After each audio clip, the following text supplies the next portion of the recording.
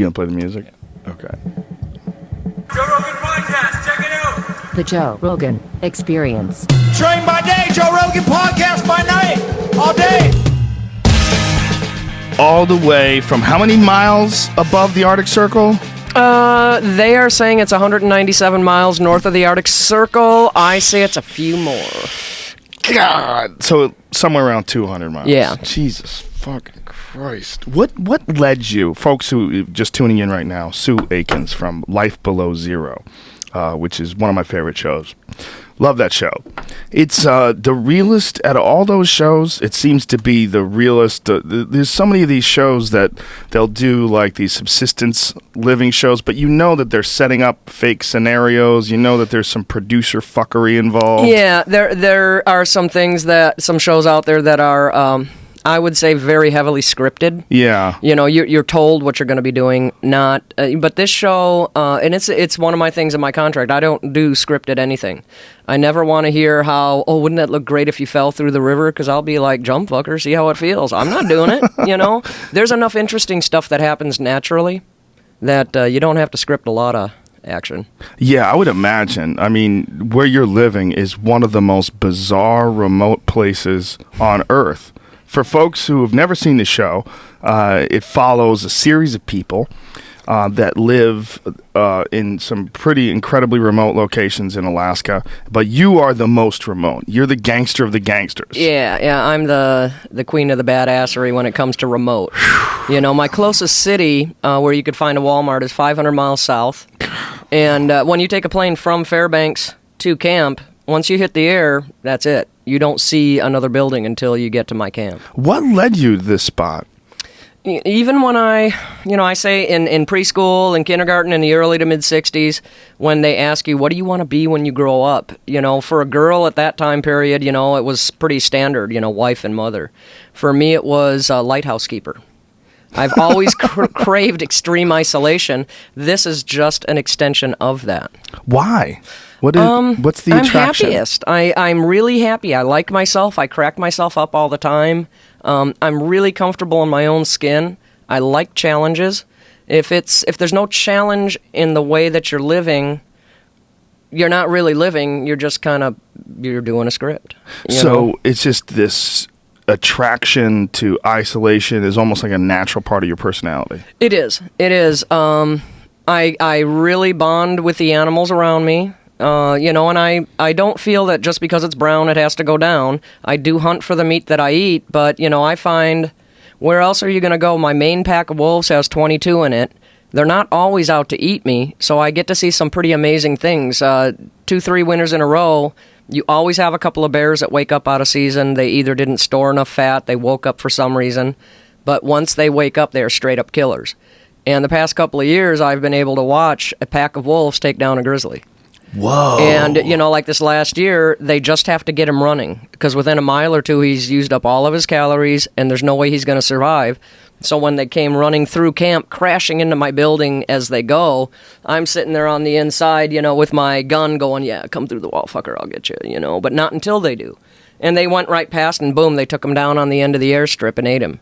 So those are things that I get to experience that, for an adrenaline junkie, somebody that's always pushing the limits, that's pretty skookum. That's pretty good. What was that like? That had to be insane. Watching a pack of wolves take out a grizzly. Yeah, well, it is because, you know, it comes at the time of the year when I have 24-hour darkness. So I only have a limited amount of space where I can see them, and then poof, it's gone. I don't know if they're going to come around and come back inside.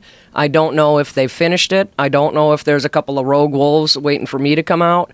So your own existence then becomes quite limited to inside until you know that it's clear. What a fascinating way to live life. Yeah. 24-hour darkness, too. I didn't even think of that. Yeah, well, my sun is going to set for the last time this next week. And in Barrow and Prudhoe Bay, they get a little bit more sunshine just because, or a few more sunsets, just because of their location. They're not around mountains or hills. I've got a mountain to the north, the south, and the mountain range to the east. So I lose it a couple of weeks before they do. And then I won't have another sunrise until March. Wow. So did you saw these wolves or you heard them chase down the bear? Like, how do you know what took place? Did you put a spotlight on it? You get a little bit, during this particular time frame that it happened, you get a little bit of ambient light. You don't actually have the sun, but your sky will lighten a little bit. And even when the moon is out, it lights up. It's an all-white landscape. It lights it up. And I routinely, even in winter, as long as it's not blowing a gale, I go up on my rooftops and I'm always looking around. You always want to give yourself as much advance notice on anything coming in. It could be a food source for me. It could be a predator. It doesn't matter. I want to know what's around me. And that's where I saw something going on there, and I saw a big red splotch, or what I assumed was red. And so I know something was bleeding, something was attacking something, and then I could make out as it got closer that it was a bear running, and the wolf pack was in the river and down. There's 22 wolves, and they just tag him to keep him running. Once he wears out, they've got him. Wow. They're so clever. They're top predators, and they're top predators for a reason. And they live in that. They genetically are predisposed to succeed. So, for me as a human being there, I've got guns, I've got other things, but, left to your own devices, we are nowhere near top predator. And they are the only predators that are that size that act in a pack. Yes. Yeah, they think together, they chase people into funnel, or they chase animals into a funnel. And there's a hierarchy. Yeah. You have the alphas who control the whole thing. They control who's going to mate, who's not going to mate, and if you go against the rules, you're kicked out of the pack. So then you have rogue wolves, and so you've got your solitary units. Wow. And you're living in these houses that you're living in. They seem like they're made out of like cloth or something. They're Quonset tents. Now, for clients, in order for me to be there, as a Caucasian, I'm not allowed to own property on the North Slope. So for me to have a lifestyle there, I have to lease land from the state and have a profitable business. If the business stops being profitable, they have the right to eject me. So there's, and people say, it's reverse discrimination, and you have to stop right there. There is no forward or reverse. It is a fact. I knew that going in. And so it's a challenge. It just becomes a challenge. So the clients can stay in the trailers. There's bear-proof, soundproof trailers they can stay in. Now, if I stay in that, it's a very small amount of headspace for me. I don't like that. The door's open to the outside world. You have to get your life down to all of the doors. My final door going to the outside world opens inside because I guarantee 15, 20 times a winter, I'm going to open that door and it's a wall of snow. I have to dig a tunnel so I can get out and open have an open space. If I had a door that opened to the outside world, I wouldn't get out. So I've trapped myself. But the tent that I live in, I'm not allowed a permanent structure, so I have a tent. And You're not allowed a permanent structure? No, because I'm leasing the land, and you have to, everything has to be mobile in case they, for whatever reason, tell you your lease is up, you need to leave. So everything either is on tracks, or it's a tent that you can take down, or something you're willing to throw a match on and burn. You're not allowed to have a permanent structure. That's a strange set of rules, isn't it? It seems like no house is permanent. They knock down houses all the time, and even the term permanent is kind of weird. Yeah, but Alaska still, if you want to break it down, we still have squatters' rights. We still have, if you're allowed permanent structures, then perhaps you're allowing a squatters' rights situation to develop. I don't really care about the background rules. I just tell me what the rules are, and I'll meet the challenge. Wow. And so you're in these tents. How easy would it be for an animal to get into the tent? One swipe. It's just, figure your Coleman tent, maybe a little bit thicker material, and that's it. So it's like the bear that I got this last year, that the background of that, my dog was outside in her house, and the bear came up, tore her little house out, hockey pucked it around the pad, tried to eat her, chased after some kids that were camping. So it became, after the bear attack that I had a few years ago, there was a certain fear factor. I did not aggressively go get bears. I waited, hey, if you come through my wall, I'll take care of you, but I'm not, there was a fear factor. Well, now as an owner, I can't afford to be passive. This bear presented a danger to my dog, but also, more importantly, to clients camping. So I had to go proactive, and it was 16 and a half hours of tracking, belly crawling over 800 yards, and then I coughed and he turned on me. Well, the long and short of that story was I just got the hide back. Now, his claws are 5.5 inches long. So one swipe and it's done. 5.5 inches long. Yep, and he's almost 9 foot. Wow. So, and his measurements, he, from what I understand, he's number 5 in the world for inland grizzly. And people wanted me to, there was a push to do the Boone and Crockett thing, and I'm like, he's number 5. If he's 1 or 2, I'll do it. Number 5. Still pretty damn impressive. Yeah, he was an impressive specimen. He was over 34 years old. Wow. So, this was a bear that was probably getting closer to the end of his shelf life and was going to attack anything. When they get ready to den, it's almost a certain insanity that they reach where, they're going into hibernation and all they think is, I've got to eat, I've got to get fat, I've got to eat, I've got to get fat. If you are, I always say don't act like a pork chop. If you're acting like a pork chop, you're in their sights. So. You were attacked by a bear. Yep. And was that in a camp? That was at Kavik, and I don't talk a whole lot about it. I mean, people always ask about it. You just immediately got emotional when I brought this up. You could tell. I try to talk about it in the third person. I get my water from the Kavik River, and at a certain point, the water's going to freeze over. Well, I had one more shot at getting some water, so I went down, and what I have to do is get a pump. Both hands have to be used to get it in the river and start it up. And I had a juvenile bear that had been, every night he'd come and he'd go to my helicopter pad, dig it up, bury his food, and run off. I could see where he was going and where he was coming from. And when a bear does that, he's trying to claim your territory. As a juvenile bear between 3 and 7 years old, he's not hot enough the chicks don't want him. He's not alpha enough. He's not kicking any other bear's butt. But I have this prime territory. No matter how careful I am, it always smells like food. It has cool dens you don't have to dig. It's a prime place. And so it's an alpha push. The first step on the alpha ladder is subjugate something and take over their territory. And so the long and short, I was getting my water. I set down my rifle, and he was hiding in the cut bank and snatched me up. And, he rolls with you. He'll open his jaws, put it on your throat. You can still feel here and here where I ended up having to sew my head together. He tore the hips out of the sockets, and then he ended up going back in the river. An older bear or a female would have just eaten me, and that's, and I accept that in my lifestyle. I knew I was injured, did not remember I had a rifle by the river, got myself back to camp. I knew my hips weren't in good shape, and he was going to come back and finish the job. What he did was kick me out of my property. Then I am lower than he is on the totem pole, and he has my territory. So I got my gun belt, ratcheted it on the hips, I remember calling one person. I was told I called more than one person for help. The troopers, I got their answering machine because they're out doing other things, and I called some other people. I don't remember that. I tried to get a hold of the oil companies to say I'd been attacked, and they did not help. But I went back, got a rifle, found where the bear was, shot him, GPS'd it. I don't know why I did that, but it was important at the time. And then the hips gave out on the way back over, so I drug myself to the camp, and I laid there 10 days till somebody found me. Whoa. So 10 days? Yeah. And it's a memory that's going to be with me forever. I had to be flown out. Once I was found, they flew me to Fairbanks, then they flew me to the lower world for immediate surgery. And my kids did get to see me in that shape, and that was hard on them, too. That definitely brought it into perspective that I may be the first in the family to go. And so they had to deal with that. Did you have any thoughts of abandoning that lifestyle when that happened? It became, because I was working for the company that I later bought the camp from. It was a workman's comp case. They put the hips in. They had to do one twice, and they took a couple of discs out. And then the insurance company said, "Well, we're not going to do any more work. You got to get a lawyer."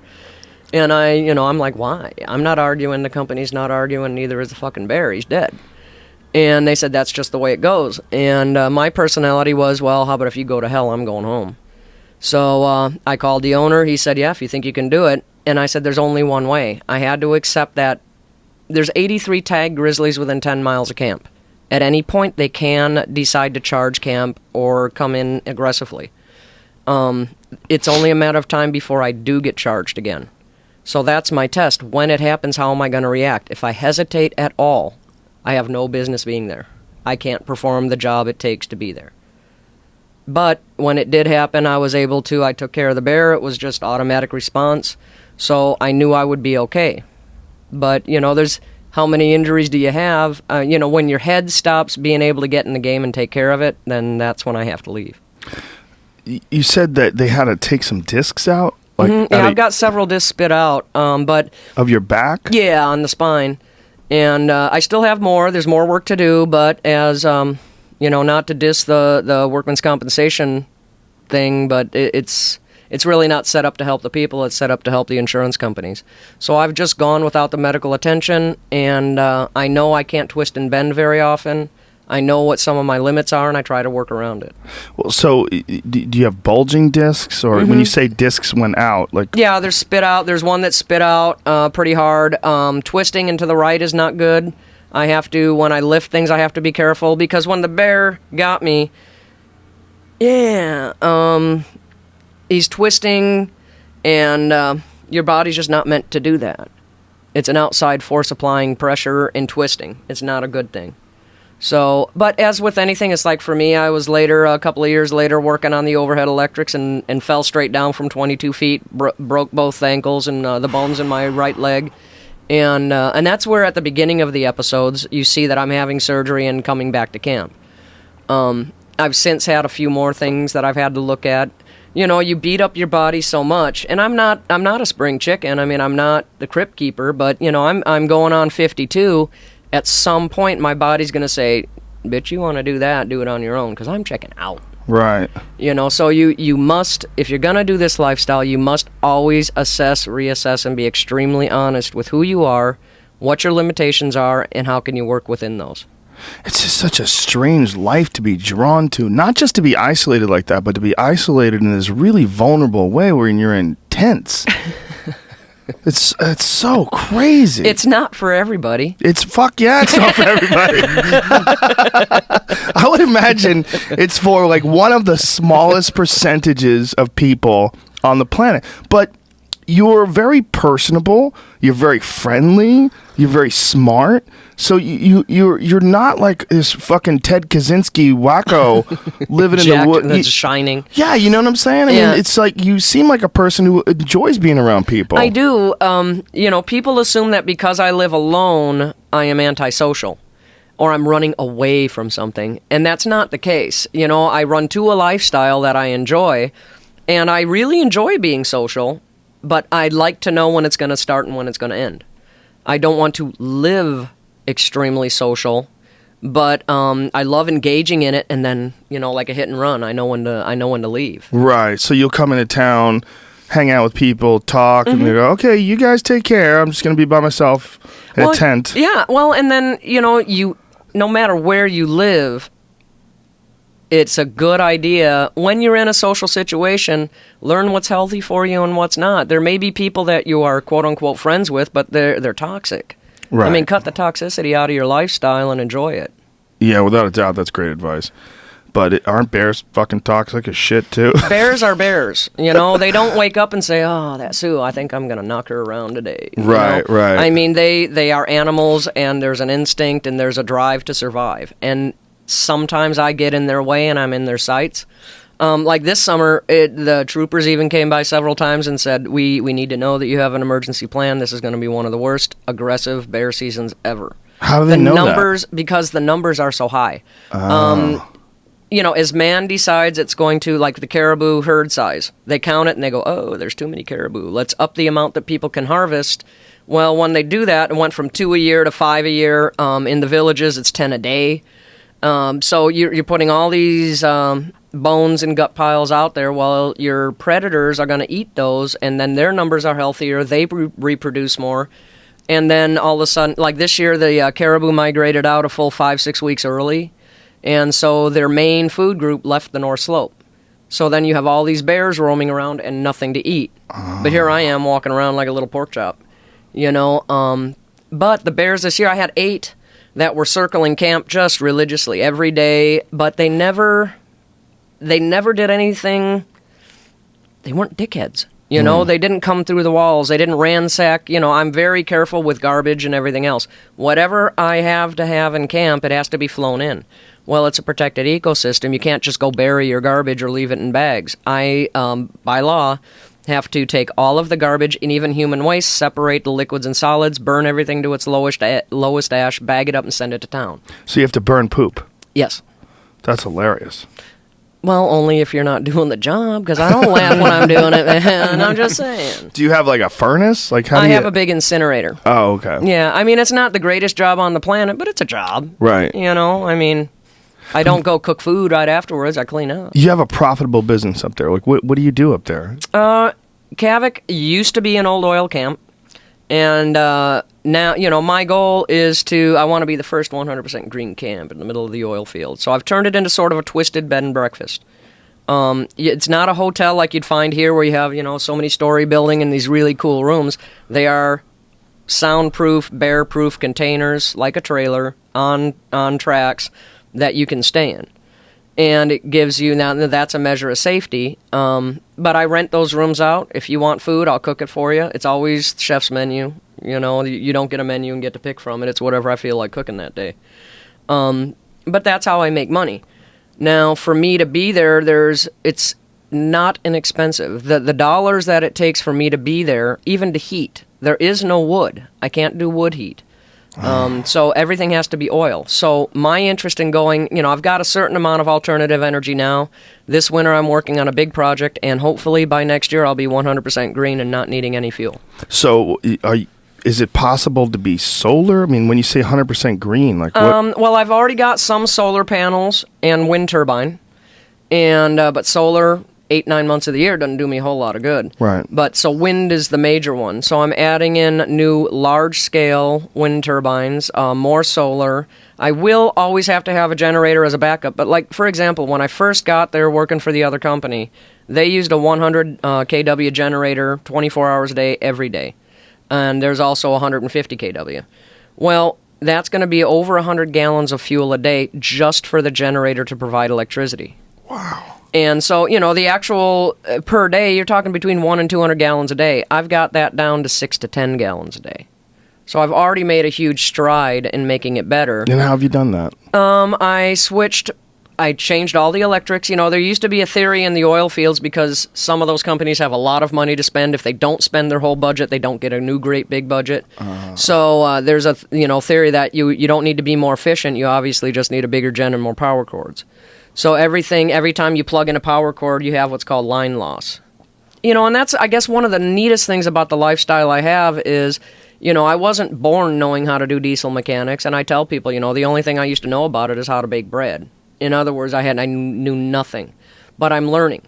And it's just like electricity. I don't like electricity, but I have to learn how to do it. So, you know, you learn line loss. If you keep plugging in extension cords, you may have 100 kW when you start, and you only get 80 kW at your final ending point because you've lost so much of it along the way. So I improved the electrics, did more direct wiring, fell and hurt myself in the process, but got back up and did it again. Learned wind power. I have a big battery bank, and I can store power and use it later. That's my entire internet system that I put in 12 years ago. It runs off the battery bank. When you say internet system, how does that work? Back when I first got there, and I was working for the other company, I said, hey, we got to get internet. The analog phones, there's two types of signal for cell phone usage or phones. You have an analog signal and a digital. Analog travels much further than a digital. Digital only goes 27 miles. Well, I'm 83.5 miles from Dead Horse. No matter what I do, I can't get it, throw the signal again. It's still not going to reach me. Well, the government took away the analog signal and privatized it for themselves. So I knew you're going to have no communications other than a satellite phone, which is horrendously expensive.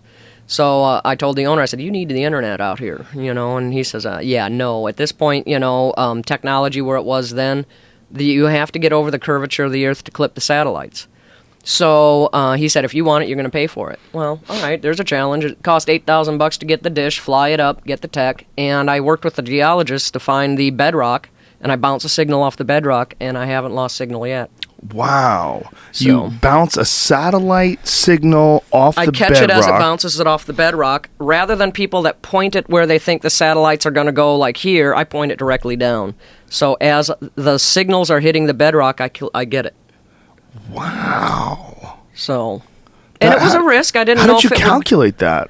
I brought the geologists in. I had an idea. I'm great with ideas, but I don't know if they're bonehead ideas or plausible. Is anyone else doing something similar, or is this just completely your I don't original know. They invention? They may now. Nobody was then. But you just came up with it on your own. Yeah. I knew what I wanted to do. I know the basic mechanics of what needs to happen, and then I apply SU technology and come up with a SU fix. But I do check with people that are trained in that, and they go, yeah, that might work. Well, okay, it's worth $8,000 for me to check it out. And what kind of like download speeds do you get up there? Can you like watch a YouTube video? I can, although the way they sell the internet up there is, your bandwidth. You get so many gigs or whatever of bandwidth. When I use that up, then it's really expensive. Prohibitively expensive. But for me to go back to being Jungle Jane, I am a mother, a grandmother. For me to do this, I work very closely with the kids. We have a loving relationship. But, I liken having children to, you're dropping these little seeds and they've got to grow. Well, my personality can throw a pretty big shadow. Not many plants grow in the shade. I needed to step back so that they could get the sunshine. But one of the turnarounds is I need to know that I can communicate with people. You can't run a business if nobody can tell you they want to show up. So, to me, it was the wave of the future. I had to get it figured out. And if the only thing standing in my way is money, well, I'll go out and make it. That's such a strange contradiction. Isolation, but yet you want a connection. Yep. Yeah. Yeah, I need to know for myself that the kids and grandkids are okay. And we have a system of talking to each other, social media. I throw up 10 fingers, 10 toes, they know I'm okay. 6 fingers, 4 toes, they know there's a problem. It's pretty basic. And then we have a phrase, and I won't say what it is, but there is a key phrase. And if the kids or grandkids ever say that to me, that means drop what you're doing, get here ASAP. And how long does it take you to get to civilization? Depends on the time of year. To even come down here and do this, I had a previous engagement in New York City. I've been trying a week ago Monday, I called and I said, you need to pull me now. We're going to get a bad storm. And, my original flight out was Saturday. And they're like, we got days. And I was like, no, you really don't. We got a system coming in. I need those weather days. Well, if somebody in the real world, they need to get to the airport a little earlier because maybe it's bad traffic, they're talking hours. Well, today is day 13 of this major blizzard up there, and I just happen to have a 3-hour window where a plane could make it in. 3-hour window? Yeah, and we just hit it right and I got out. But the turnaround for me is when I get home, I'm calculating that Saturday I'm going to have another window. And I hope so, because that's my way to get back in. Right now, I've got a Wolverine that's just been acting like a real creep around camp, trying to get into things. And so I don't know what he's doing while I'm not there. I can't afford to lose all my water and let everything freeze up in my tent, so my heat is still going. If that animal gets into my building, he's going to knock over my heater and burn my camp down. Wow. I don't know till I get there what I'm dealing with. And that might be happening right now. Could be. Can you go to Google Earth and look at your camp? I suppose you could, but you're going to get a delayed picture, I believe, with Google Earth. But I do have 2 webcams. And I did check this morning. It's not, I can see the dining hall and to the east. They're actually for the pilots, so they can see the mountains and see where the sky is. And then I try to update it as I can. But I was able to see, okay, I still have a dining hall. Tits. So do you see this Wolverine? You can't. It's not a live feed on my webcam. No, do you ever see him around camp? I see him almost daily. Almost daily? Yeah. Now, like with me and the animals, if I need the fur, I'll go ahead and get him. Right now, for needing the fur, it's only, I think it was 5 below zero. I think 5 or 10 below zero is the coldest I've gotten so far this year, not counting wind chill. So it's not really cold enough for me. If you're going for a fur bearer, then get him when their fur is prime. And his fur's not prime, and he's just being a Wolverine. He hasn't attacked me as a person. He's tried to mangle one of the buildings, and I do what I can to dissuade him. What do you do? Wolverines, if they've ever been injured or you've ever angered them or they've ever gotten trumped on a hunt, they'll remember that like a GPS coordinate, and they come back and they keep trying to attack it. Like them, I guess it's a challenge. So, for whatever reason, this Wolverine has picked one trailer as his nemesis. And he goes and he rips the angle iron off and twists it into a little knot. So what I've done is I've tied a little piece of angle iron down there, and he takes that and keeps re-tearing it up. So that's his enemy. Yeah, that's for whatever reason that trailer pissed him off one year, and I don't know why. But and I can't afford to lose. For me to try and replace it is an ungodly amount of money. If he doesn't get with the program and leave, then we're gonna be like this, and I have to deal with it. But right now, he can't help being a Wolverine. I can't help not wanting him to ruin my stuff. So it's. Do you enjoy having him around in some sort of strange way because it gives you something to think about? I mean, do you have like a connection with these animals where it's almost like a part of your drama? Well, it's not. You don't connect with Wolverine. I mean, you could, I suppose. I've seen a show where there's some guy petting him. Whoa. That's not my gig. But I don't think, it'd be like somebody, if there was a race of people that, bigger than we are, and they come in and I'm drinking my coffee and he tags my ass. I mean, that would be a bum day. I don't see any reason to shoot an animal simply because it exists. So what I can do is hopefully I'll just keep dissuading him and he'll go, wow, she's crabby, and he leaves. Or it'll come down to, I've got to take him out because he's now costing me revenue. So he might start tearing up a different tent. He may, or he's going to go in and he attacks the walls. I mean, I can only let it go so long, but I'm willing to bet that if I keep, he keeps trying to come in and I keep dissuading him, sooner or later he's just going to say, wow, whatever, and leave. But I do enjoy the animals in their natural habitat. I enjoy, I've been able to see one of the moodiest grizzlies up there. She's tagged, and her name is Marty. Well, a couple of years ago, and she is, 38 years old or something like that now, or she was then, but she ended up popping out a couple of babies. Now, she's the worst mother in the planet. She'll let them get 2 miles away from her. And which, for a hiker, it's really easy to get in the middle of mama and cubs. So I try to warn people, but I was sitting up there on the roof of I call it the perch, and I'm watching, and here's Marty crawling up the hillside, and there's still a snowfield, and she goes, wee, and slides down. Here come the 2 cubs, wee, and they just all day long played, and they were so loving. So it's really, it's a dichotomy. I see the aggressive side, but I also can appreciate the maternal, natural side. Yeah, and you're dealing with the same species that almost killed you. Mm-hmm. You're watching them play. Well, and even to do the lifestyle at all, and I don't care what part of the world, if you're going to go this remote and immerse yourself in their territory, you have to be comfortable with your own death. Not the same as having a death wish, but like with my kids and grandkids, we do one big meal a year, and whether it's over the Skype or whatever, I tell them, tell me 3 things you can't stand about me. What did I do that really pissed you off? But tell me 3 good things. And I do the same for them, and it's, just a very honest relationship. I have accepted that I may die due to either conditions or animals out here, and I'm okay with that. That's, a roll of the dice I'm willing to accept. But we each year tell each other, I love you for this, I think you're a douchebag for that, but you know what, I'm going to miss you when you go. And, over my life, I have this big chest, and I've been filling it. All the cool, crazy things they've ever heard about me.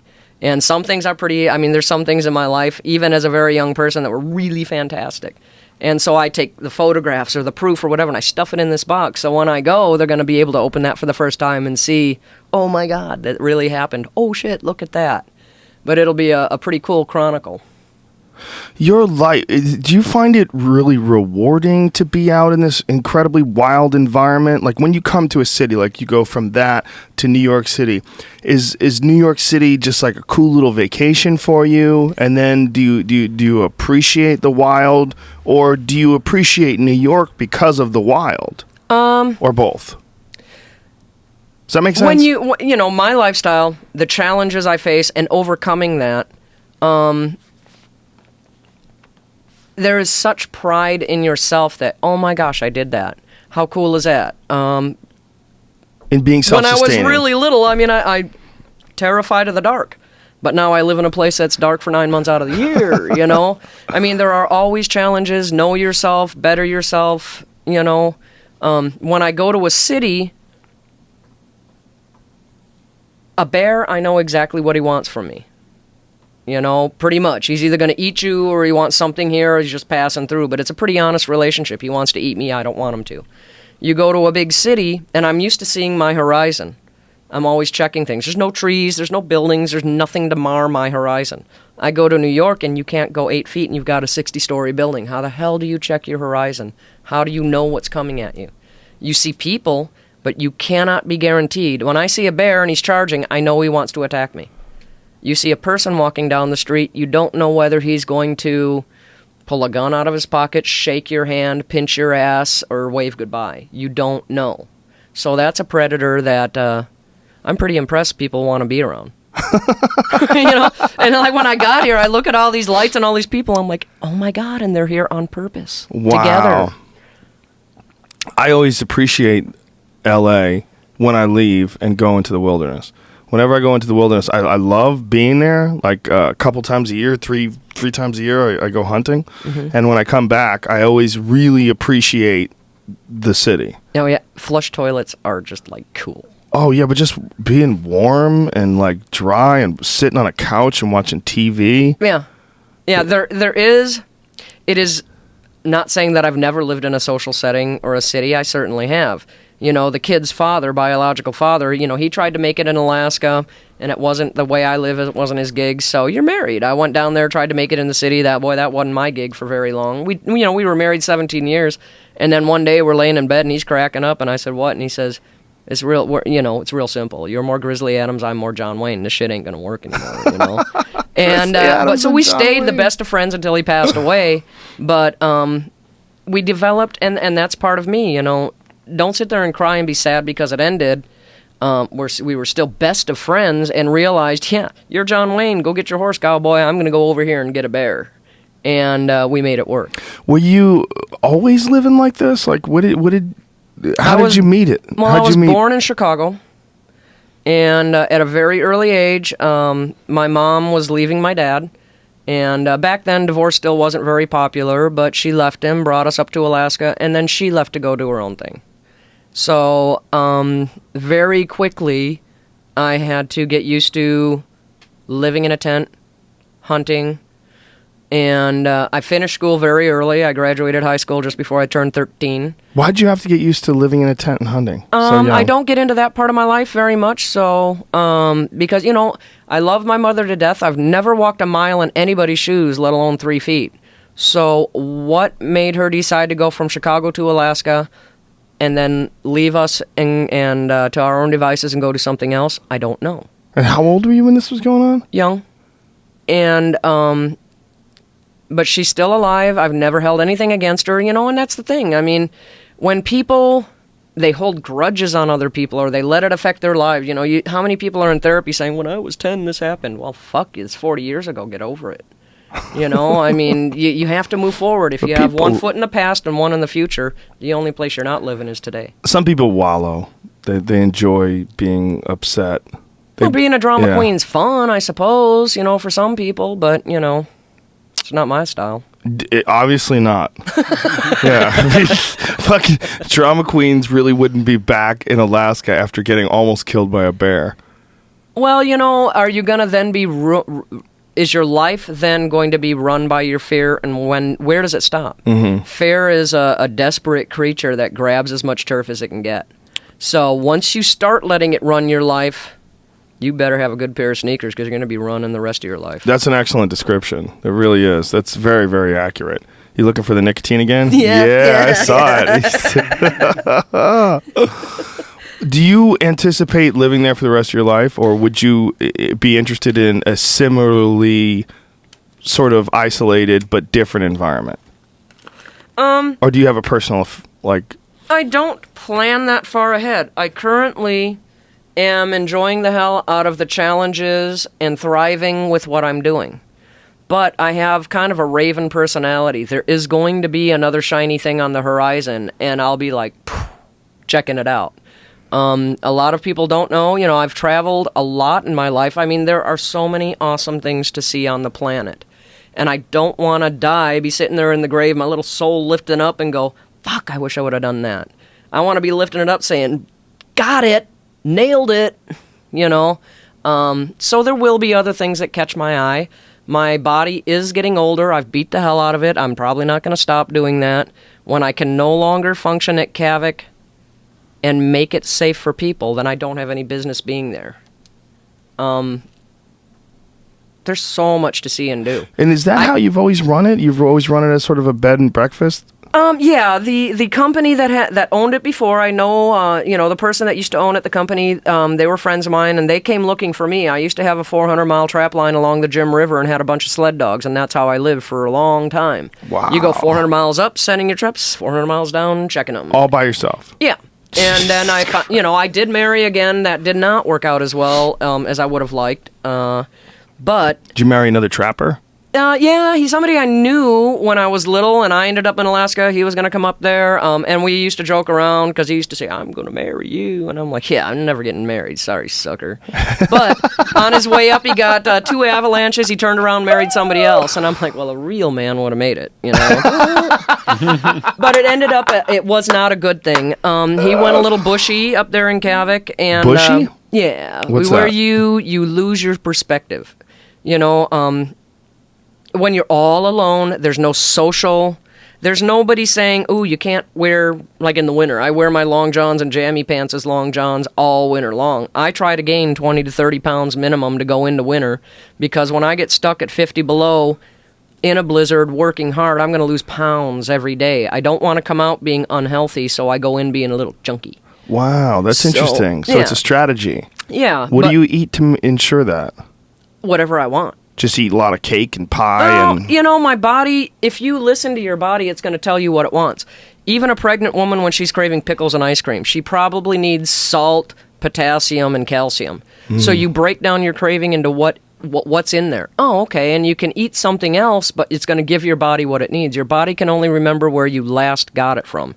So it's going to throw all these wacky things together and say, eat chocolate bananas with raisins and, some steak. So break it down. You need iron, you need calcium, you need potassium, you need niacin, so go grab it. Do you ever have any vegetarians try to stay up there with you? I do. I Really? cater to, I do vegan, You vegetarian. do, really? Yep, gluten-free, diabetic, any nutrient diet, other than there's some people, there was only one group, and I don't know what they call themselves, but they will only eat an apple that fell to the ground. It has to commit Christ. fruticide or something. And I'm like, yeah, no, I can't do that one. Oh my God, people are so crazy. It must be very difficult to get vegetables up there. It is. I try to do a garden every year, but for me at my location, when I used to do oh my God, I'm having a hard time putting that out.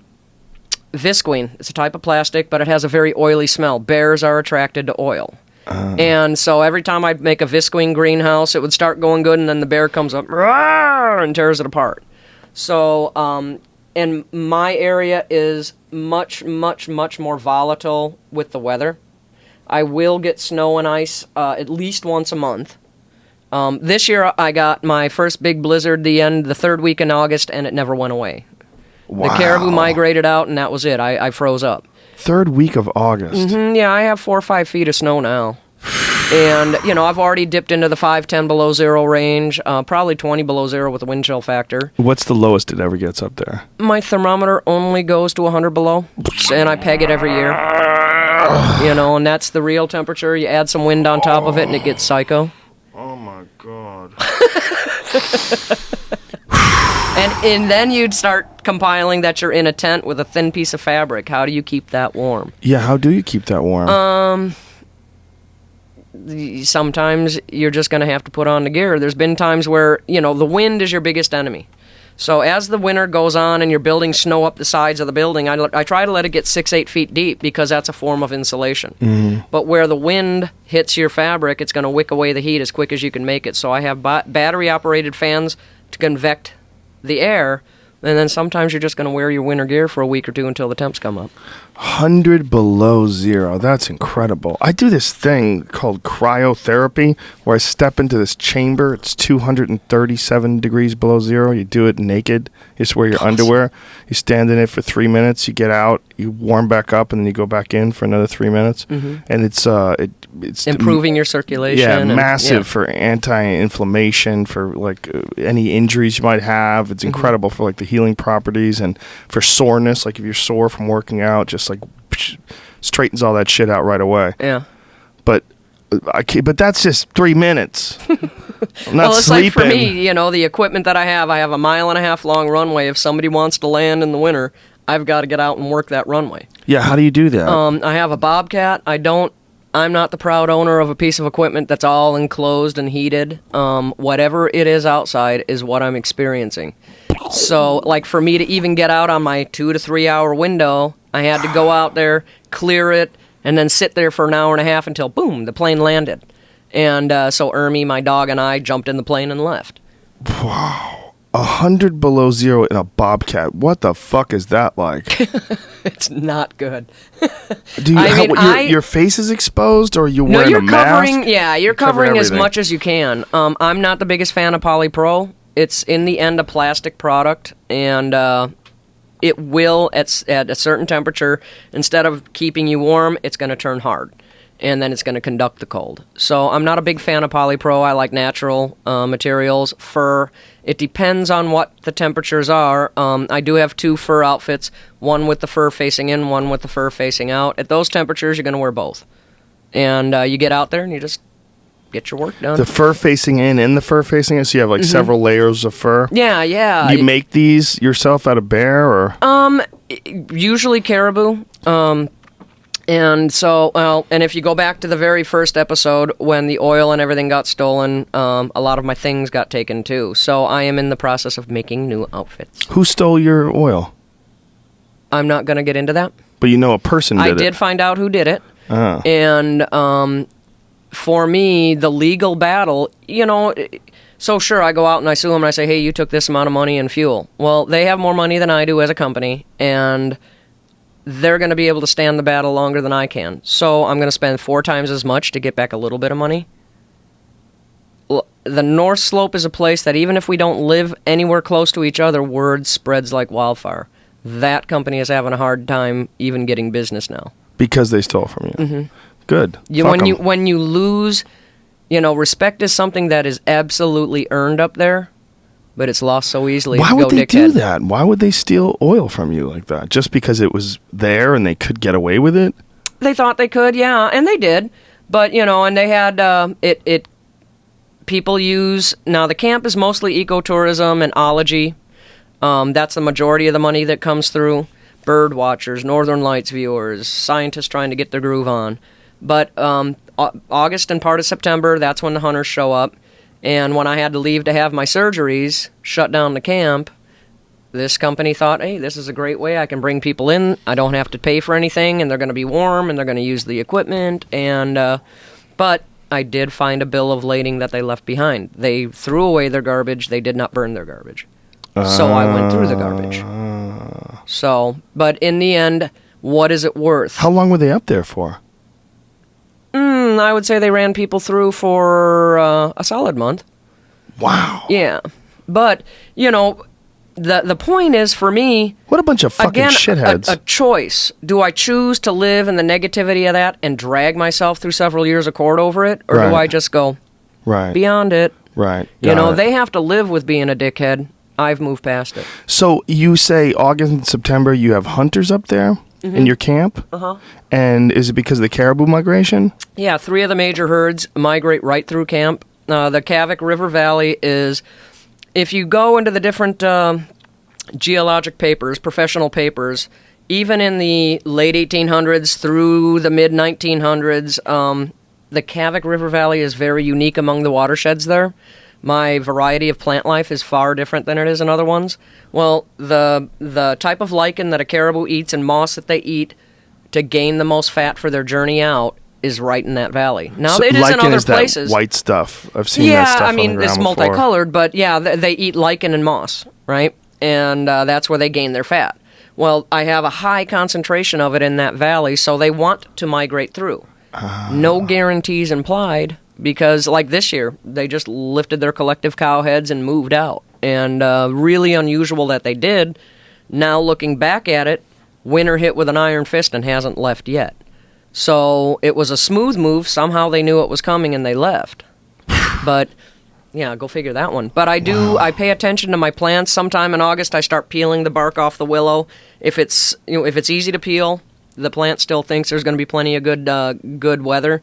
Once it starts to really get tough and it's sucking up to the skin, well, all the sap is being reserved and that plant's getting ready for winter. It may be 80 degrees outside, but the plant is telling me to get the hell ready. So, meteorologically speaking, I can get on the internet and look at the weather systems and say, oh, I think this is going to happen. But I go outside and look at my plants and my animals, and I know what's going to happen. That's amazing. So you could tell by just pulling the bark off of a plant? That tells me that those plants are getting ready for weather that I may not be thinking is coming, but they do. That's amazing. How the fuck do they know? I don't know. Wow. $1 million question. They know, and the caribou know. Everything knows. All of a sudden, like there was one year and all the bears, rather than like they'll dig their dens into the side of the bank, and when the water starts to rise, it comes in and wakes them up.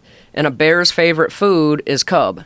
So the boars wake up the male bears usually first, and they run around, find the other dens, and eat the cubs. Yeah. But then one year, all of a sudden, the bears came up and about 3,000 foot level, 2,000 foot level, started digging dens. And I'm like, I called Fish and Game, and I'm like, wow, what the hell's up with that? And nobody's ever there but me, so I'm like, dude, I see this going on, and what's happening?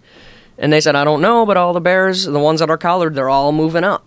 And I was like, oh, shit. So I try to get everything set up in camp because that usually means an excessively high amount of snow, which means an excessive amount of water and flooding in the spring. So I try to get everything ready. By watching what they're doing, I can set camp up differently to be protected from a flood in the spring. That is amazing. That is so amazing that they know that an excessive amount of snow is coming. How they figure it, who knows? But they will adjust and readjust their actions, based on something that they feel. Wow. I can adjust what I do based on what I see. That's so bizarre. I want to go up there now. Well, get up there. I want to go up there. I want to come up there and hunt caribou up there in August, September. That's the time? What I tell people, I cannot guide without a license, but I can look at trends. Sometime between August and the middle of September, that's when they're going to be there. Now, it opens up in July. Our hunting season goes from July through July. But, for so many months out of the year, they're down south having a vacation in Palm Springs. So you have a 12-month hunting season? It's just open all year round? Pretty much. The animals, depending on the species, our hunting season starts in July of any year and then goes through the winter. And depending on the species, you have to shut down the season so that the animals can give birth and raise new babies. They have to have a safety zone. But in July, it opens up again. Wow. So when you shoot these bears, like when a bear comes in, are you eating these things? Mm-hmm. You eat the back straps? Yeah, spring bear is always better than fall bear. The gamey taste, if you will, is more concentrated in the fat. A brown bear from down south is eating a lot of fish diet, and you are what you eat. So it's a very fishy tasting product. I don't care for that. But up by me, I like to tell people that the bears eat berries and slow tourists. So I'm cool, But yeah, the bear that I got, what you don't see in that episode is, I shoot the bear, I make sure he's gone. It was an emotional thing, but I start skinning him and I start getting the meat. I got about 300 pounds of meat off of him. Well, here's another bear, another grizzly, start circling in and getting real tight. So I had the four-wheelers, I brought them up, and the fog came down, it went totally dark.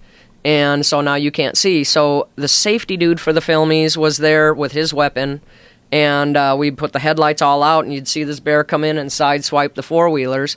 Well, after 300 pounds of meat and getting, harvesting the fur, I just had to say, it's time for me to back off. The bear can munch on this, which will buy me the time to get away. It's weird that bears are such cannibals. It's really They're opportunists. Yeah. I'm sure they don't look and say, oh, wow, that was Marty. It's just an opportunity to fill their beaks. And it's survival at its basic. The cub thing, though, is really creepy. It is. It is. I don't know what started that with bears, but, it's a sure bet. In an area where the caribou may not have migrated out early enough. And when the bears wake up, they're fairly sluggish. They walk around like drunkards. Their muscles are atrophied. And there's not a lot of food. But it's a sure bet that the mothers with cubs tend to wake up later, so they just go in, dig it out, and it's an opportunity for food. Still, it's just so crazy that an animal would almost instinctively and naturally cannibalize. It is, from a human's perspective, it's a little creepy, But from an animal perspective, if you want to survive, you're going to find what food's available. But it seems like they're one of the rare animals that cannibalizes on a regular basis. Like that's a staple of their diet. I don't know about that. If you've ever had a kid that had a gerbil as a pet. Oh, that's true. Just saying. Yeah, that's true. I actually had hamsters, and they ate the babies. Yeah. And we had to watch it, and we're like, what the? But they had a disease though called wet tail. There's some disease that hamsters get when the babies get a disease. The mother will eat the baby, but our cute little hamster that we love was just chowing on its baby's head. Yeah. It was like an open coconut. And I was like, what the fuck is wrong with Fluffy? Jesus Christ, it was just bloody mess inside the hamster cage. But I think that was more, like I said, because they were sick. It wasn't like she was really hungry. She had plenty of hamster food. Yeah, I don't know. I don't know either. I'm just guessing. But it's just, it's one of the weird things about bears. Like bears particularly, that they will... Yeah, they will survive at any cost. Yeah, and they actually, as you said, they actually go out looking for the cubs. That's one of the things the boars that wake up early. And Marty, actually, the bear that I mentioned earlier, she is old enough that she acts a lot like a boar. A boar is a male bear, and a sow is a female. And old as she is, she digs her dens where she's going to get hit with the water to wake her up first, and she'll do the same thing. Wow, she'll go out looking for cubs. Yep. Whoa. Yeah. Jesus.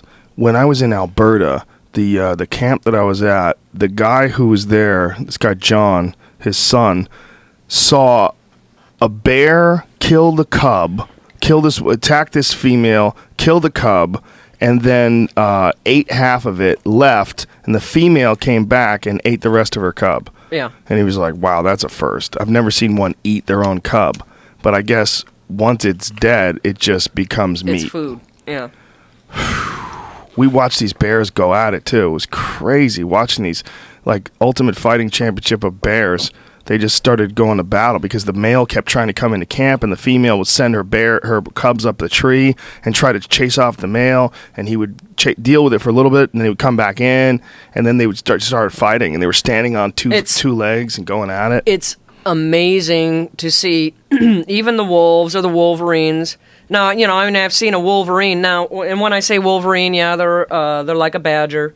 Mine are about 3.5, 4 foot at the shoulders, 120 pounds. But I've seen them take on grizzlies and come out on top. That's a big wolverine, right? Isn't it? The wolverines up by me, and even the wolves, they're considered to have, they call it a throwback to the Mackenzie River breed. And they're averaging about 200, 250 pounds. For the wolves? Yeah, I used to have state record for the state of Alaska on a trapped wolf. It was 9 foot 6 inches, nose to tail, and I had it in Kavik, in the dining hall. 9 foot 6 inches. So the wolves I'm dealing with are not these little tiny Shih Tzu things. They are Shih Tzu things. Wow, that's crazy. And you getting like a pack of 20 plus.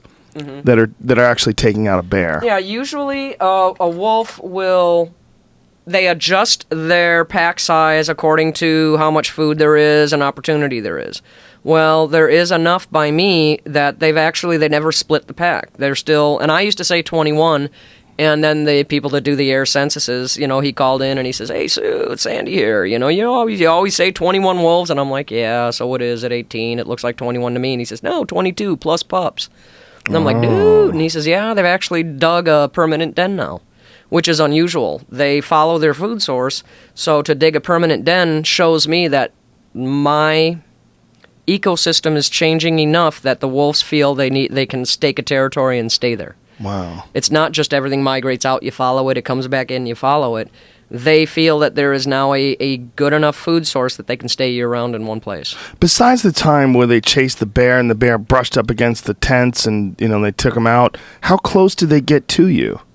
Yeah, pretty close. Back when I first started at Kavik, it was set up differently, different buildings, everything. But the desk was in the dining hall. I used to live in a corner of the dining hall. And so you have a window out here on the wooden end cap, and I'm doing the stuff for work, and you just had a feeling something was behind you. And I turn around, and I'm nose to nose with the big black wolf. His head was stuffed right through the window. So I go to reach the gun, and he just slipped down and ran. So he kind of had a feeling that you were going to shoot him. or knew Yeah, he that just you needed were, to get the hell out. Yeah, you were making a move that was yeah, probably a bad thing I was for doing him. a shady move, so he needed to get out. But I don't know how long he was back there, and he certainly could have chewed me up. But he was as curious about me as I was about him. And it seems like if they're making a den and having they probably have a steady supply of food. Yeah. Fairly. Now, am I on that food group? Probably. Do they normally go, oh, yeah, let's find a city and start attacking people? No. But I'm not a city. I'm an individual. So, but like when my granddaughter, when she first came up there to visit, and she was 5 or 6, and every time she got more than 10 foot away, here out of the riverbank, the big gray wolf would start slinking. Ooh. So I had to tie a rope from her to me, and she couldn't get more than 10 foot away, and which frustrated her. So I took her for a walk down to the old fox den where the little babies were, and all of the little bodies are there and bones are there, and the wolf had gotten in and eaten them. And she was all bummed out, and I turned her around to walk. Now, we had not even 2 minutes there, and here's a wolf track about this big, and I have a picture of her hand next to it, and it was right in her footprint. And I said, okay, and she says, he is stalking me. Wow. And I said, yeah. So what does that tell you? I said, where is he right now? And then her eyes got big, and all she sees is brush. And I said, yeah, we need to get the hell out of here. Wow. You are a Scooby snack. And you're carrying a gun the entire time you're doing this? Oh, yeah, yeah. You don't go anywhere without a gun? Nope. And when the kids get up there, I teach them with little weapons first. They get a 410 shotgun and a 22 single action, and they learn gun safety. And then, like my grandson this year, he came up, and for the first time, he got to take down a couple of caribou and feed his family. I helped him prepare the meat, and he took it back down south. So my granddaughter, though, that's the difference in I have to celebrate who she is, not who I am when I'm with her. And after her first year there, I asked her as I was bringing her home, I said, so you going to come up and visit, Nathan, my grandson, he's all booyah about coming back. And I said, so do you want to come back up and see Grandma? And she said, well, Grandma, I love you, right? And I'm like, yeah. And she says, but I'm going to go visit Uncle Jesse and Aunt Megan because they do mani-pedis and they like to shop. They do mani-pedis. So for her, she's a girly girl. Mm-hmm. Anything sparkly, shiny, and pink is on her hit list. So I told her, I said, well, okay, you can't bum out at your brother when he gets to come up. But when I do take a break, I'll hook you up. We'll go to Laughlin. And we'll go get big-ass sunglasses, drink Virgin Mai Tais, and go shopping for dresses and get mani-pedis.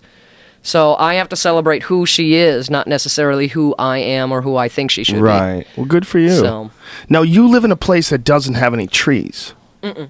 Why is no, that I'm just several because, hundred miles above the tree line. Is that because it just gets too cold, the weather's too harsh? I don't have soil. There is no soil. You have ice, permanently frozen ground. You have rocks on top of that. Maybe a little silt, but that's a round rock. Silt is a round rock. It's not soil. Mm-hmm. And so it's very difficult for things to grow. And with the growing season and the cold temperatures, things grow very slowly. So it's just, it's not a climate that trees can grow in. So this is an incredibly inhospitable environment to a lot of animals. So why do animals live up there? Like what keeps them coming back? No matter where you are on the planet, whether it be a form of bacteria, look at an asteroid. You've got bacteria and viruses that grow. Why? Who knows? Life finds a way. Wow. And life finds a way 200 miles above the Arctic Circle. I have a hard time I just don't understand what compels you to choose that isolation when you can choose an isolation more like in an area where you maybe have more trees and you could. That may be one of my next steps. I mean, when I want a softer, easier way of life, I'll go down where there's trees. Softer and easier is to live in the forest. That's so hilarious. And now, how the hell did they find you for this TV show? The creator of this show also created another show called Flying Wild Alaska, and I used those pilots to fly for me, and so I appeared on a couple of those episodes. Sarah Palin also did a show, and she came out there to hunt. And now I already had a family out there at the time. It was very early in the hunting season, not a lot of animals around, so I flung her in a little plane further out because I had an 8 and a 10-year-old girl that were hunting for the first time out there. And but they had seen me do these other shows, so when he created the Life Below Zero concept, he called and he says, I've got this idea, do you want to do it? And they came out and I said, well, I never do anything scripted, period. I don't want to hear how you think it'd look cool, then go do it yourself. I mean, there's enough natural stuff that happens, that's what we stick to. And that's what the show does, is it's, I I mean, if we swear and go psycho, I mean, that shows it on TV. If we pooch it and don't stock enough of something, well, it's going to show that. Or if you get hurt or whatever. So anyways, they did the sizzle reel and asked me, and I said, all right, and as long as you don't ever ask me to do something stupid, you know. Did you have any reservations about exposing yourself like this, about putting yourself on television and about showing this lifestyle? I don't have any reservations about showing what I do. There are some things, you know, privacy is privacy, and I do expect a certain amount of it. And I'm certainly, I treasure my alone time, so I can sometimes get an attitude about sharing that. There is a trade-off. You know, for me, doing the show and the premise that it does it on, one of the cool things for me is, you know, sooner or later my number's going to be up. You know, I've looked all over. There's no expiration date I can find. I just simply know it's coming. Now, I may not ever get to meet my great-grandchildren, but if they want to know who I was, pop in a DVD, they see who I really was, not who they thought I was. So that's a pretty cool trade-off for me.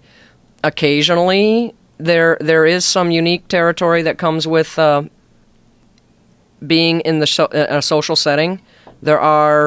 Go to some of these sites, and, you know, I've had people send me emails, why don't you just die? I hope a bear does eat you. You know, it's like, oh, thanks. You know? Well, whenever people have access, just any kind of access to people, there's going to be a certain amount of shitheads that are going to do things like that. For me, there's far more people that are positive, curious, and it's cool to touch this kind of a lifestyle. You know, some people romanticize the Grizzly Adams thing, and this is a way for them to experience it without having to actually outrun a bear. Yeah, that's how I feel about that show. I don't have a desire to live a subsistence lifestyle, but I really enjoy watching all these guys do it, and you do it, and you're very different than anybody else on the show, because everybody else on the show, they live in a place where there's like woods, and they have a house, and like I said, you're the gangster of the gangsters.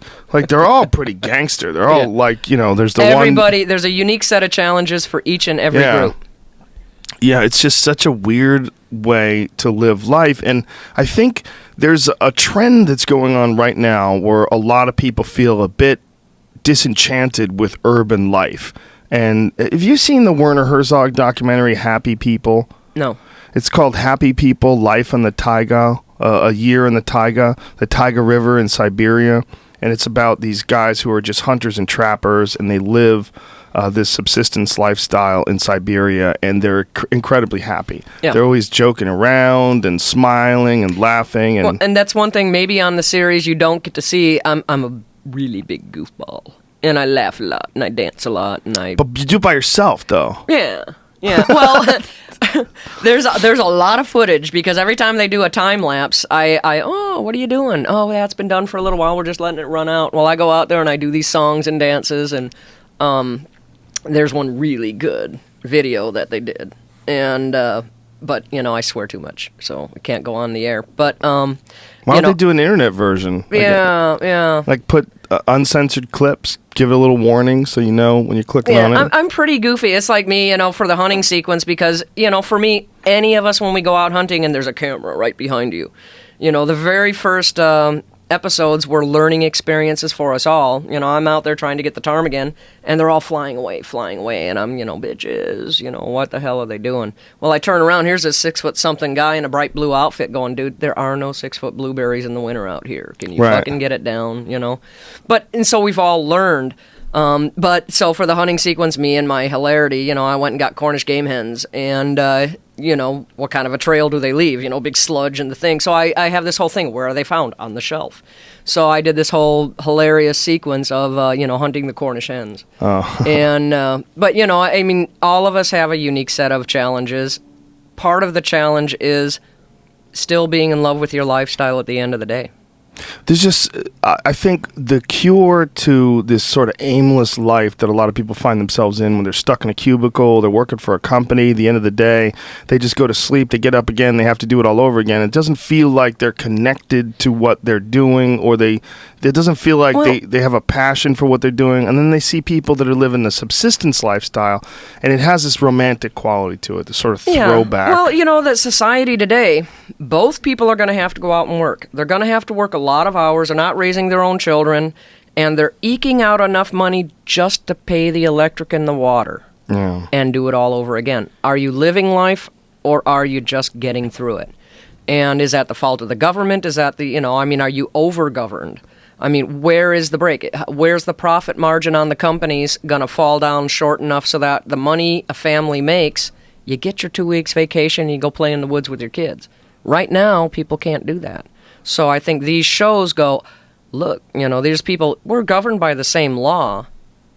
We're just a little lawless about it. Yeah, I think the over-competitive nature of a lot of people has led us to all agree to this really ridiculous life where you're working 50-plus hours a week and you don't really have a life outside of work. Well, I can't imagine having to set my alarm clock and punch a clock for somebody else anymore. I don't even, I know I own a watch. I don't know where I put it. I lost it a few years ago. But for me in the winter, I know when I get my first sunset again in late August, I know I'm about a month before I don't see people. And then I don't even worry about the clock. I wake up when I'm not tired. I go to sleep when I'm tired. If I'm hungry, I eat. If I don't expend a lot of calories, then I'm not hungry. I don't take it in. What do you do to entertain yourself all throughout the dead of the winter? Snow is the gift that keeps giving. You can always dig and move snow. Try to keep the paths open. The outhouse is a quarter mile away from where I'm at. What? When you've got to go, you need to, Wait a minute. Lord forbid you get the trots, because you got a long way to go and you could be in a blizzard. Wait a minute. Your outhouse is a quarter of a mile It's away about a quarter from of a mile away from my door. That's insane. Yes. So every time you go, you have to go a quarter mile. Yep. That's... When nobody's there, I can just go outside, drop my drawers, and take care of business. Right. I can get a 5-gallon bucket and do it there, because who's watching? I can Right. walk around naked all day long, and the window's open, if that's what I want to do. But I'm setting the tone of my life, not somebody else. Why is the outhouse so far? Well, I'm not allowed, it's a protected ecosystem. I can't dig a hole in the ground and have you go in it. Because human waste is considered potentially hazardous. People take chemicals, they take drugs, they do whatever. So it has to be in a bin that is collected, which I then have to separate the solids and the liquids and burn it to its lowest ash. It can have an odor that some people don't like. Therefore, you don't want it right next to the dining hall. But a quarter mile is really far. Not when the next city's 500 miles away. It's all relative. Right, but when it's 100 below zero. Then I can always grab a bucket and do it in a bucket. I understand. You just adjust to your own lifestyle. And you don't mind in the summer walking 100, whatever it is, how many 100 yards? How many 100 yards is a quarter mile? Well, a quarter of a mile is 5,000 and chump change, so you got, 1,200 to 1,500 foot that you're going to go, so 500 yards? Yeah, walk... I don't mind that. Why would I? I got a leg cannon on, something jumps out at me, I'm going to jump back. A leg cannon? Yeah. What do you like, a 44 Magnum or something? Well, I've got a couple of 44 mags. Some have shorter barrels, some have longer barrels, and I just got a 454 pistol, so with a chest harness. There's something I'm going to be doing here in the near future where I felt I needed something a little bigger, a little closer to the chest, because I'm going to need hands-free. What are you doing? Can't tell you? Is it a part of the show? Yes. Okay, well, I'll tune in and I'll watch. I'll learn from that. Do you anticipate, do you have a plan of, how long you want to stay in this place, or you just merely, by your feelings? For me personally, no, I don't plan. When like I say, Raven personality, there may be something awesome that I find out about, or I see, or I want to do, or maybe I want to go gold panning for a while. I don't limit myself. My vision is my own, not anybody else's. But because I am only there through the grace of having a lease with the state and a profitable business, if that turns around or the state or anybody else says, look, there's been a land swap, it's no longer owned by the state, these people don't want you there, it may be out of my control when I leave. So, and that's something that, I have to reconcile. I'm also not a spring chicken, not that I'm the crypt keeper, but my age and my body is starting to wear down, so I need to read the signs. Right, you need to plan for the future. Yeah, life happens. What if I can't see well anymore? Then hunting my own meat probably isn't going to be real successful. What if I break another couple bones in my body? I just had some more foot surgery. I've got to have the feet worked on again from when I broke them. I had a difficult time walking this summer. So I had one procedure done, and I'm going to have a couple of more. What if that doesn't come back? Are the bones do they heal in proper way? I have a lot of scar tissue. The tendons reacted poorly. A level of pain, I mean, I did it for a while, but I was barely, walking. So they did. I went down just to see the doctor. He ended up doing surgery on both feet. So that was kind of a trip. But he wants to do some more procedures to try and help the situation. If it doesn't get better, I have to change what I'm doing.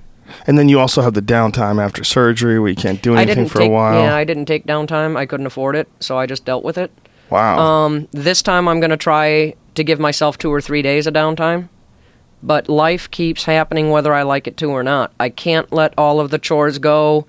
I have to, whether I like it or hate it, I have to keep fueling my heat tank. If I don't have fuel or oil in the heat tank, I don't have heat. The longest I've gone without heat up there is 2 months, and I just cubbied up in all my winter gear and waited for a fuel delivery. 2 months? Mm-hmm. And what time of the year was this? That was in January, February, the coldest time for us. And it was not pleasant, and I didn't enjoy it. And I don't necessarily ever want to do it again. If I have to, I have to. But I don't want to. But you don't know what's going to be thrown at you. What if a blizzard sends something? If somebody dropped a pop can on the tundra and I don't know about it, in a 80, 100 mile an hour breeze, that's going to become a missile that might take out my tent. So I have to have several places, another tent that I can go to and live in. That gets taken out, a trailer that I can live in. The and you camp also burns have to down. be able to get to those tents, so you have to be able to make a path. I tie ropes. But to get through the 8-foot deep snow. You tie ropes. You can tie it to the roof line. You can tie it to the bottom. And you wear snowshoes and just walk on the top of it? When an emergency happens, you don't get to pick what you're wearing. Well, how do you get through 8 foot deep of snow, though? It depends on the type of snow. If it's hardpack, you walk on top of it. If it's soft, you swim. Wow. So swim through the snow. Mm-hmm. How much has changed since you've been doing this television show? I mean, has the attention of the show changed your lifestyle in any way? Has it changed how you interact with the people that are coming into your camp? No. I mean, I am who I am. I smoke cigars, swill single malt, and swear a lot. It doesn't change who I am. The basic needs of the camp are set. Now, some people, I don't have a lot of people that come in just because of the show. Kavik is extremely remote. The dollar value it takes to get to me precludes some people from being able to do it. But there has to be some crazy dude out there that's in love with you that watches the show. Yeah, and goes, that's my gal. Is that what you're getting That's at? my gal. Yeah, there was one that showed up this year. Oh. And actually for a couple of years I've been trying to set up, and it was, bringing the family out to hunt, whatever. And then it was like, they can't make it. Can I still come out? Well, yeah, it's going to cost this much, Assign their room to them. I'm busy working, come in, and this person had moved into, I call my personal building the Twinkie. It's long, yellow, and filled with goodness, right? So I come in, and here's this dude laying in my bed, and has decided that, we're in love, and he had his whole thing going on in his head.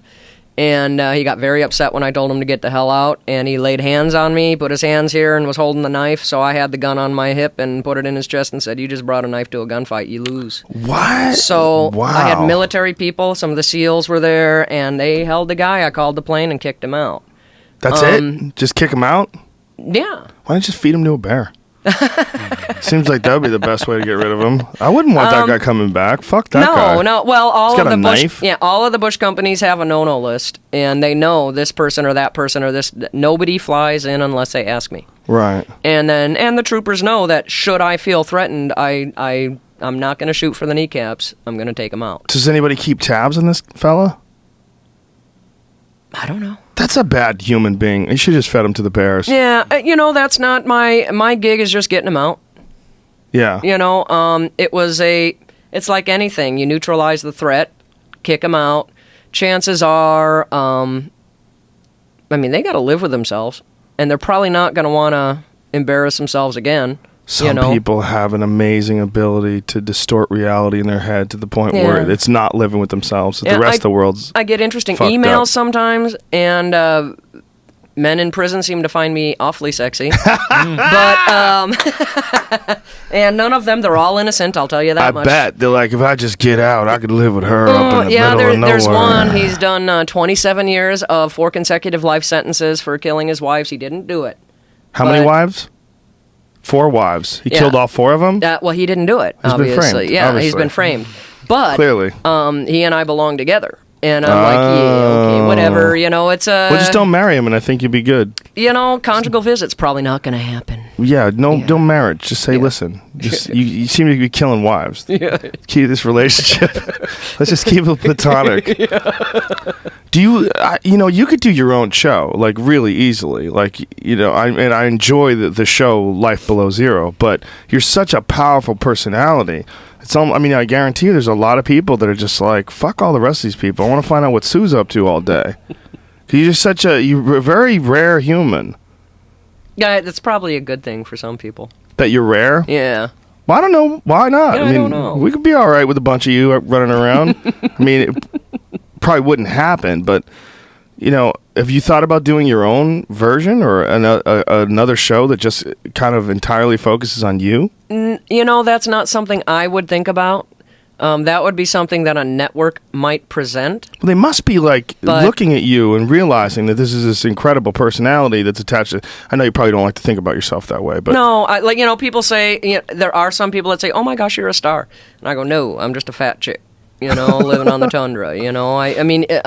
Don't put yourself on a pedestal unless you like falling from high places. Sooner or later, a honey boo boo is around the corner and you're done. So if you put yourself on a pedestal, that's a pretty big drop, Yeah. No, I agree, but I just think, you obviously enjoy some aspects of being on the show, otherwise you would have told them to fuck off.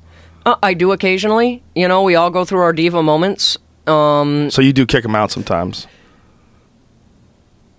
We have butted heads a few times, and I call it putting them in timeout, and I just lock myself in the Twinkie, and I don't come out, But they've been very, very respectful. Occasionally, it's too much social time for me, and I have to get my alone time just to get it back in perspective.